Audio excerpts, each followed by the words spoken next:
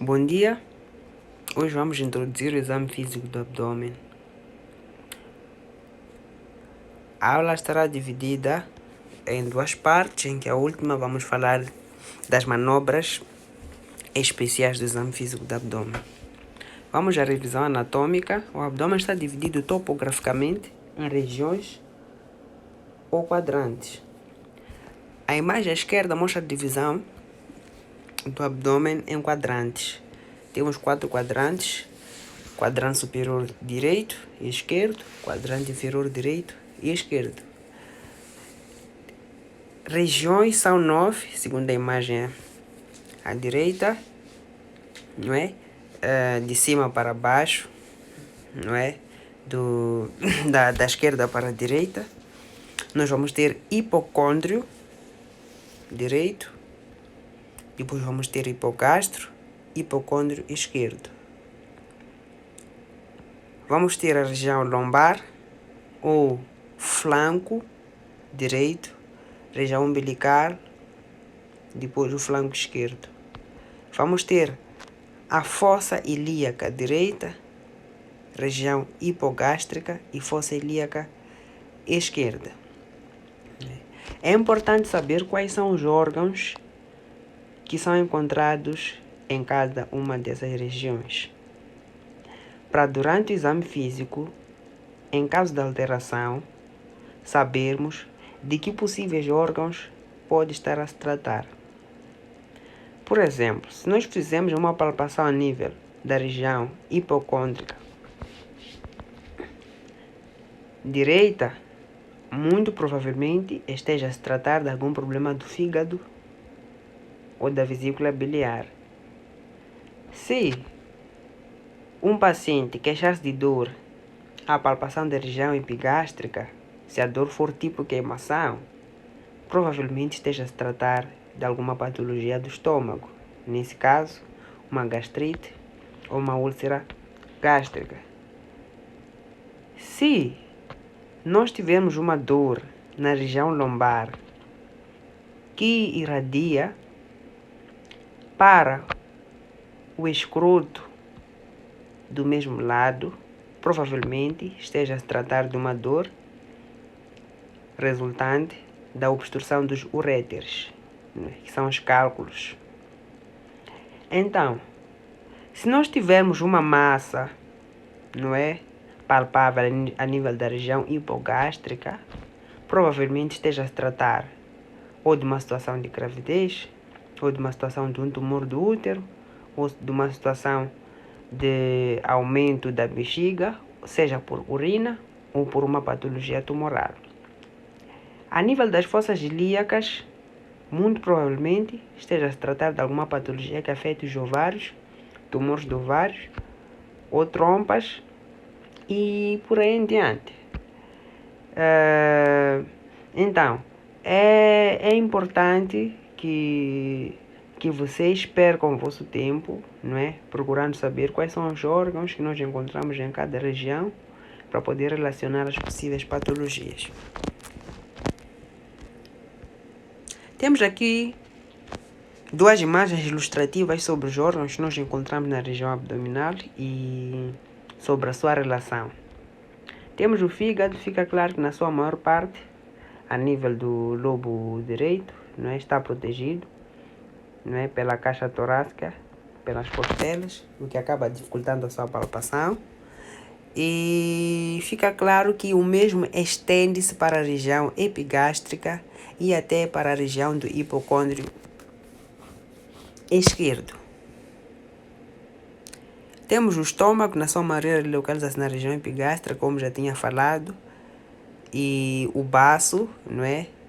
Que em princípio é um órgão muito profundo que normalmente não é palpável e só chega a ser palpável em situações em que ele está aumentado de tamanho. Esplenomegália. Do lado direito temos a artéria aorta, não é? Que em pacientes magrinhos pode até ser visível a sua pulsação, ou mesmo palpável. Temos também a bexiga, que já falamos dela, temos o útero gravídico, que já falamos dele, que normalmente localiza-se na região hipogástrica.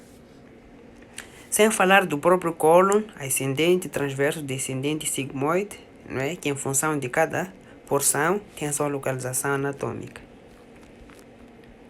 Temos o rim, que é delimitado a nível polo superior pela 11ª costela e normalmente, naturalmente, não é palpável. Tanto é que para a detecção de alguma patologia, especificamente a pielonefrite, é necessário que se faça a palpação a nível do ângulo costo-vertebral. Acho que conseguem ver esse ângulo tracejado pela linha preta.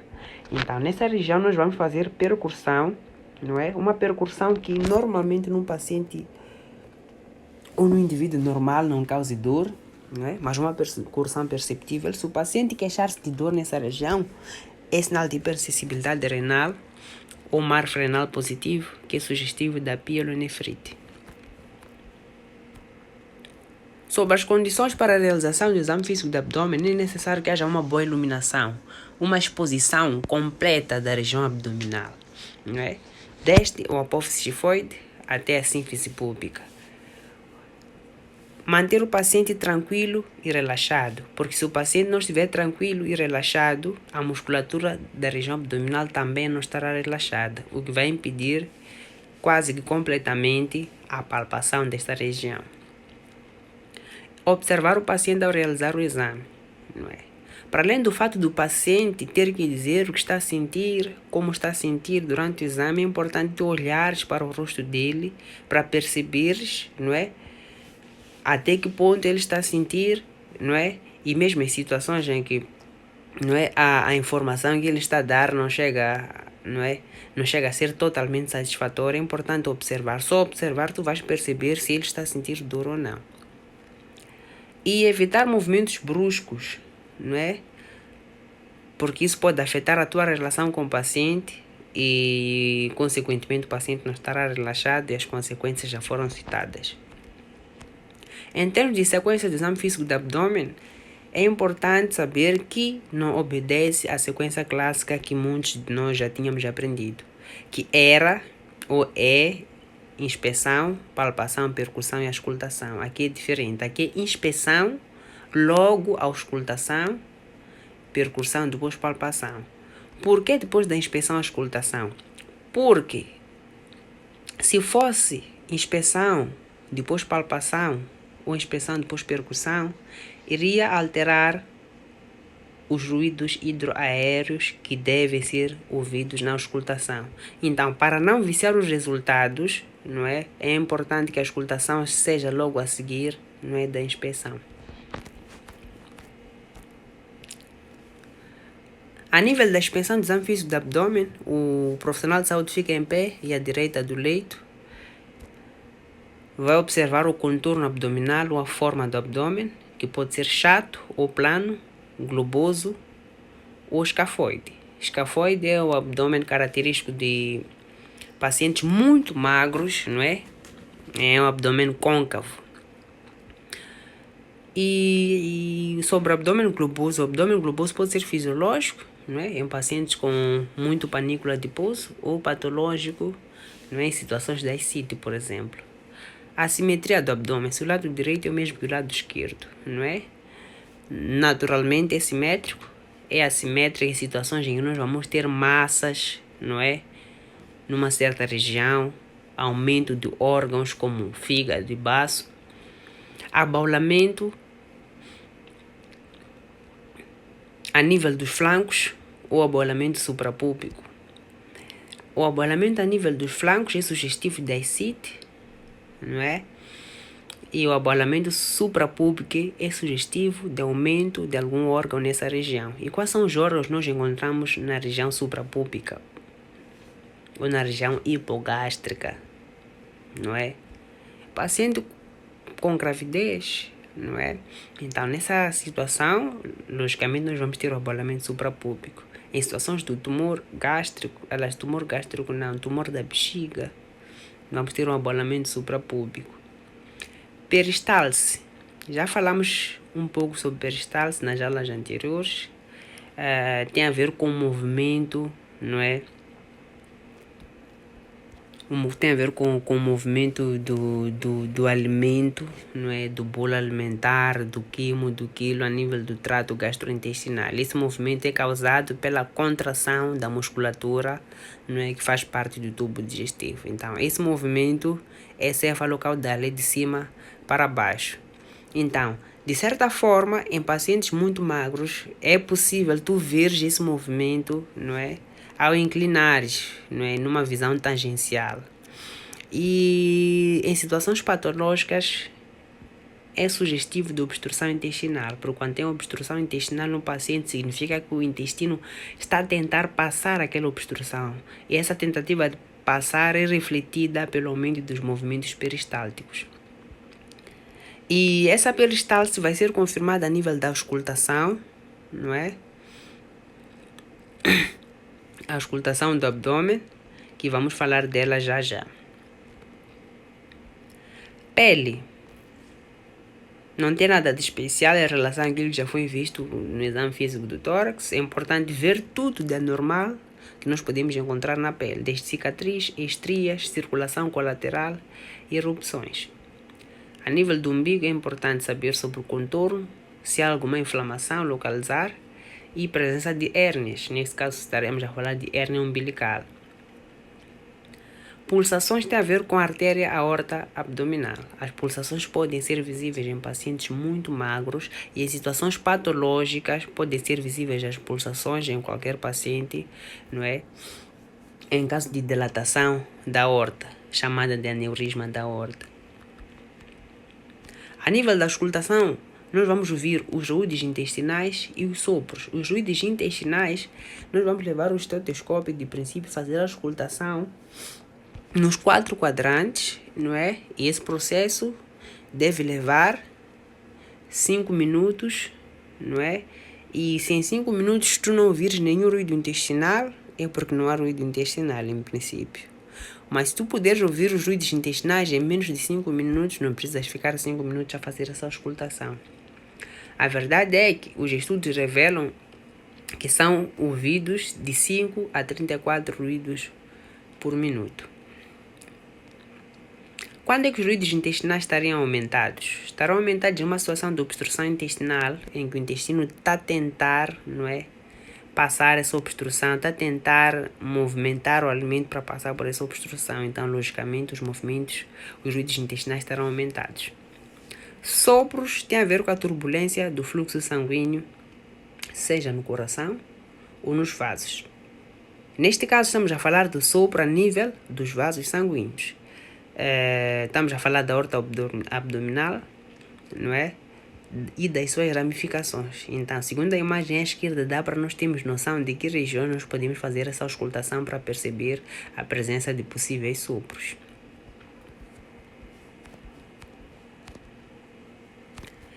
Exame físico do abdômen. Percussão. Sobre a percussão, está claro que em presença de gás, nós vamos ver o timpanismo, e em presença de massa, ou sólido, ou líquido, não é? Vamos ter o som maciço. Então, timpanismo pode ser fisiológico, em pacientes normais, ou sem patologia abdominal, ou patológico. E em pacientes normais, geralmente é fisiológico, só acaba sendo maciço quando os intestinos estão ocupados, não é, por conteúdo alimentar, mas na maior parte das vezes nós vamos ter um timpanismo predominante. Se esse timpanismo estiver associado a um abdômen distendido, aumento dos ruídos intestinais, é sugestivo de obstrução intestinal.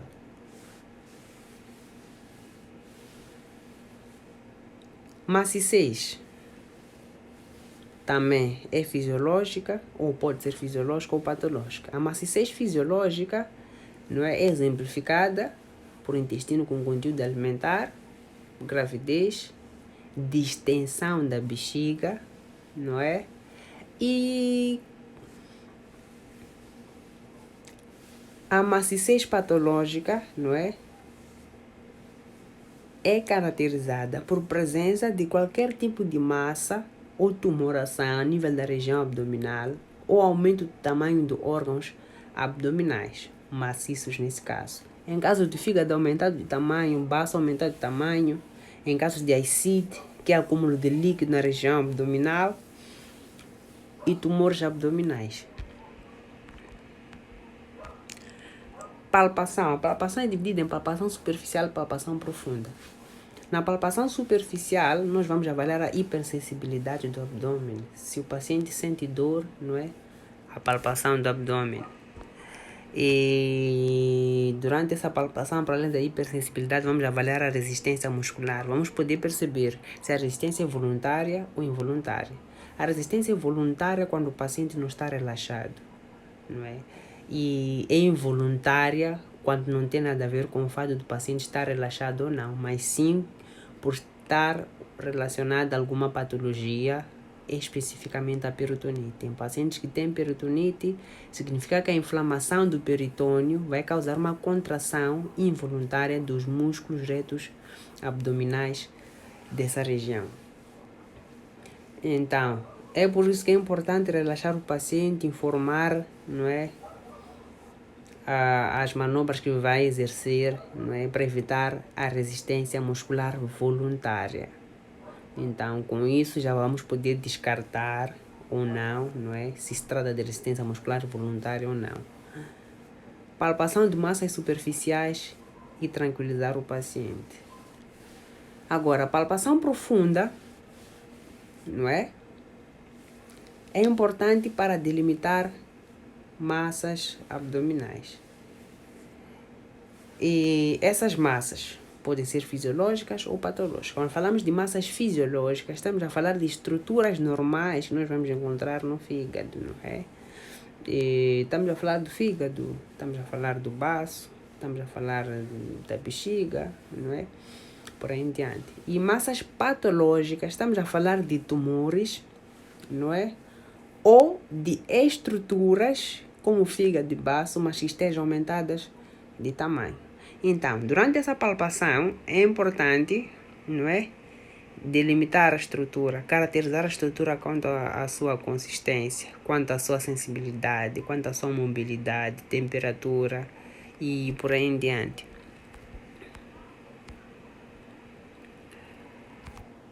Pesquisa de irritação peritoneal. A pesquisa de irritação peritoneal é feita para o diagnóstico da peritonite. Peritonite é a inflamação do peritônio. Peritônio é a membrana que envolve os órgãos ou vísceras abdominais.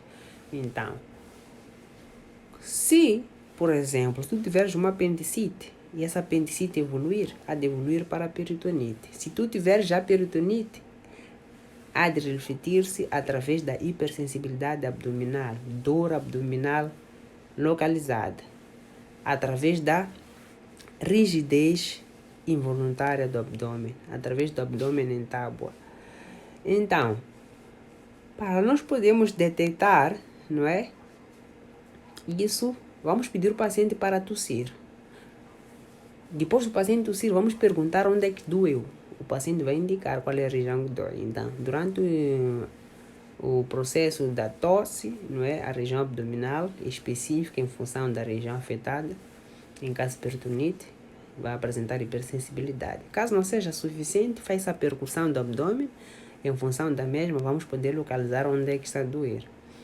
Se não for suficiente, vamos fazer a descompressão abdominal.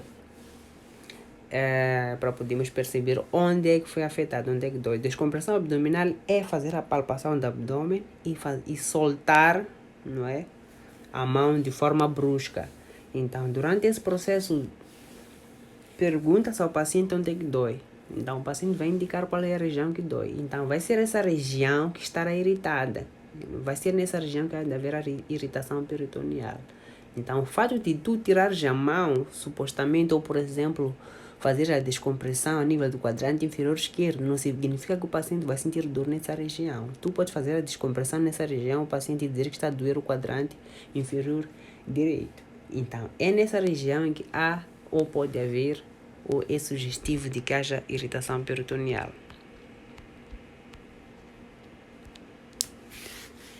Exame do fígado. É importante, não é, lembrar que o fígado, na sua maioria, está protegido ou pela caixa torácica, a nível das costelas, não é? Ou pelo músculo reto abdominal. E normalmente o fígado não é palpável, e quando é palpável num paciente normal, não pode exceder 1 centímetro abaixo do rebordo costal. Se exceder, não é, acaba sendo sugestivo, não é, do aumento do tamanho do fígado. E é importante também frisar que durante a inspiração o fígado move-se, não é, para a região inferior, não é, o que pode confundir, não é, a interpretação. Tu podes pensar que tem um fígado aumentado, mas enquanto não se trate disso. Para nós podermos fazer exame de fígado, fazemos a palpação e a percussão. É importante frisar que a percussão acaba sendo um pouco mais fidedigna em relação à palpação, porque uma vez que, na maior parte das vezes, o fígado acaba não sendo palpável, a percussão pode nos dizer a partir de que região até que região nós vamos ter maciçez. Então, vamos fazer a percussão a nível da linha hemiclavicular direita, não é? De cima para baixo, não é? Até encontrarmos a maciçez. Aprendemos isso no exame físico do tórax, não é? Primeiro vamos fazer a percussão de cima para baixo, vamos ouvir o som claro pulmonar. Então, a partir do momento que nós vamos perceber a maciçez, significa que é o limite do bordo superior do fígado. E vamos fazer o mesmo exercício, mas agora de baixo para cima, a nível da região abdominal. A partir do momento que nós vamos perceber a maciçez, significa que vai ser o limite inferior do fígado a nível do lobo direito. Vamos exercer a mesma manobra, mas a nível da linha média, não é? Como mostram as setas aí, não é? Vamos fazer o mesmo processo para podermos delimitar o lobo esquerdo do fígado. Normalmente, não é? O lobo direito do fígado, não é, acaba tendo 6 a 12 centímetros, enquanto que o lobo esquerdo tem 4 a 8 centímetros. Se exceder-se esse valor, é sugestivo do aumento do fígado. Então, para além do tamanho do fígado, é importante também saber sobre a hipersensibilidade do fígado, porque tu podes ter um fígado de tamanho normal, mas que não é sensível à palpação. O paciente vai queixar-se de dor durante a palpação, não é? Então, acaba sendo sugestivo de uma hepatite, que é a inflamação do fígado. E também é importante avaliar a consistência do fígado, não é? Numa situação em que tu fazes a palpação e percebes que o fígado tem uma consistência pétrea, uma consistência de pedra, pensas numa cirrose hepática, e essa cirrose hepática estará relacionada, não é, à circulação colateral na região abdominal.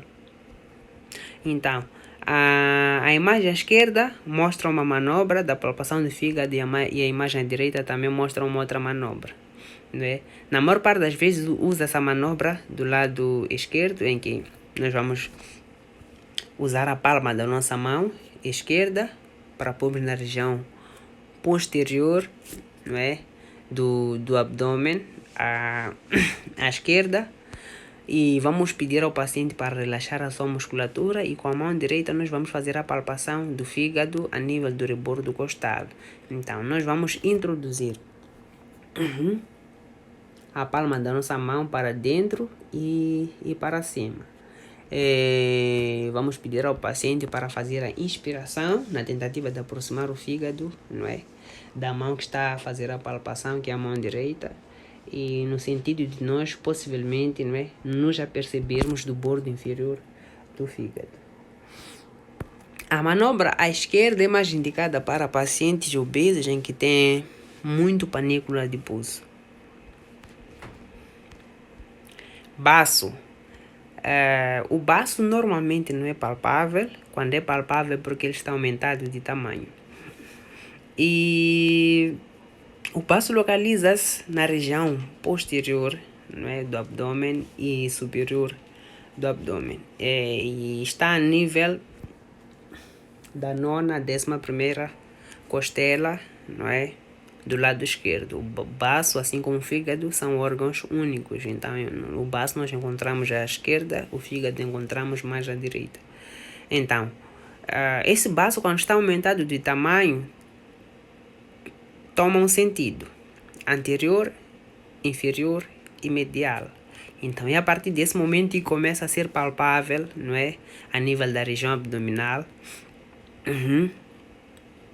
abaixo do rebordo costal esquerdo.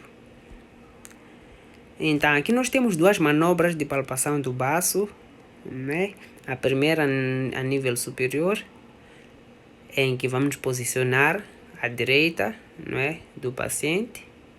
Vamos levar a nossa mão esquerda, não é, para a região posterior do abdômen. Vamos pedir ao paciente para que relaxe os músculos, se possível, ou deixamos o corpo dele, pedimos para que ele deixe o corpo suspenso na nossa mão esquerda, que é indicativo de relaxamento, e vamos fazer a palpação com a mão direita, não é? Vamos introduzir, não é, a polpa dos nossos dedos com a palma da mão toda aplanada, não é, para dentro e para cima. Então, o movimento da mão esquerda é na tentativa de aproximar o baço, não é, da região abdominal anterior, enquanto que o movimento da mão direita é na tentativa mesmo de aproximar a mão ao bordo inferior do baço. Então, esses dois movimentos tentam aproximar o baço para poder ser possível a sua palpação. Na imagem inferior, não é, é uma alternativa que visa melhorar, não é, a palpação do baço. Vamos pedir ao paciente para ficar em decúbito lateral direito, não é? Então, nessa posição significa que o efeito da gravidade vai tentar aproximar o baço da nossa mão direita para que seja possível essa palpação.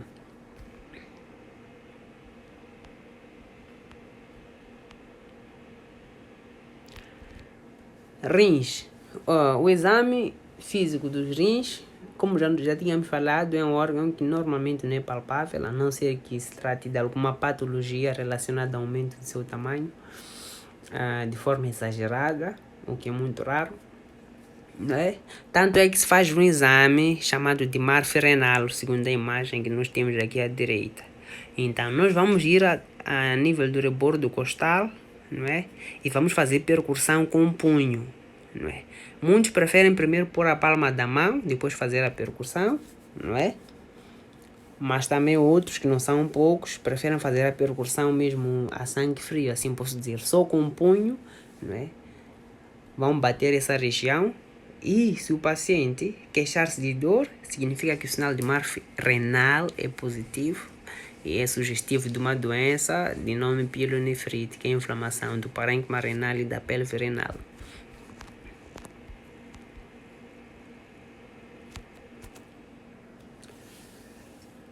Então, aqui nós temos informação de recapitulação que vocês vão ler com mais devagar, que de certa forma vai ser importante para vocês perceberem, não é, o conteúdo dessa matéria, que é o exame físico do abdômen. Obrigado. A próxima aula vai ser sobre as manobras especiais do exame físico do abdômen.